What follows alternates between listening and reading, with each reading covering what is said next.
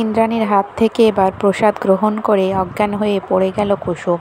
কুসুম ধারাবাহিকের সকল পর্বের আপডেটগুলো পেতে চাইলে আমাদের পেজে নতুন হয়ে থাকলে পেজটি ফলো দিয়ে আমাদের সাথেই থাকুন। ভিডিওটি ভালো লাগলে অবশ্যই একটা লাইক দিয়ে ভিডিওটি শেয়ার করে দিন। নতুন পর্বের আপডেটে আমরা দেখতে পাবো যে কুসুমকে যখন সাপে কামড়ে দেয়, কুসুম সেটা কাউকে বলে না, কারণ সে যদি বলে যে তাকে সাপে কামড় মেরেছে তাহলে সকলে তাকে নিয়ে ব্যতিব্যস্ত হয়ে পড়বে। সেজন্য কুসুম কাউকে কিছু জানায় না।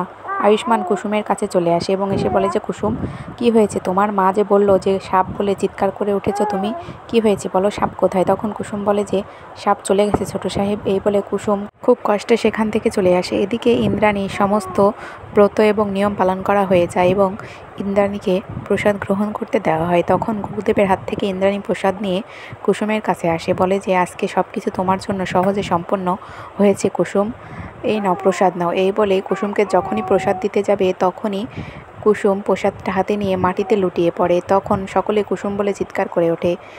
আয়ুষ বলে যে কি হলো কুসুমের? তখন ইন্দ্রাণী বলে যে কুসুম তোমার কি হলো? এই বলে ইন্দ্রাণীও কুসুমকে নিয়ে চিন্তা করতে থাকে।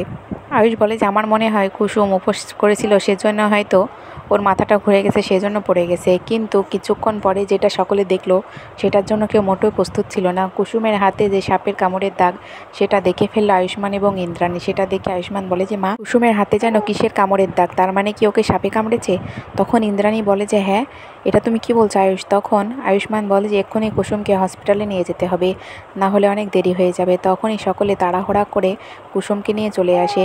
ইন্দ্রাণী তখন মনে মনে বলে যে আমাকে বাঁচাতে গিয়ে কুসুম নিজের জীবন বিপন্ন করতেও পিছুপা হলো না। মেয়েটার যদি কিছু হয়ে যায় সত্যি আমি নিজেকে ক্ষমা করতে পারবো না। কুসুমের মতো মেয়ে সত্যিই খুব কমই হয়। এই বলে ইন্দ্রাণী কুসুমের জন্য কষ্ট পেতে থাকে। তো বন্ধুরা, পরবর্তীতে কী করতে হলো সে জানতে হলে ফেসবুক পেজটি ফলো দিয়ে সাথেই থাকবেন। ধন্যবাদ।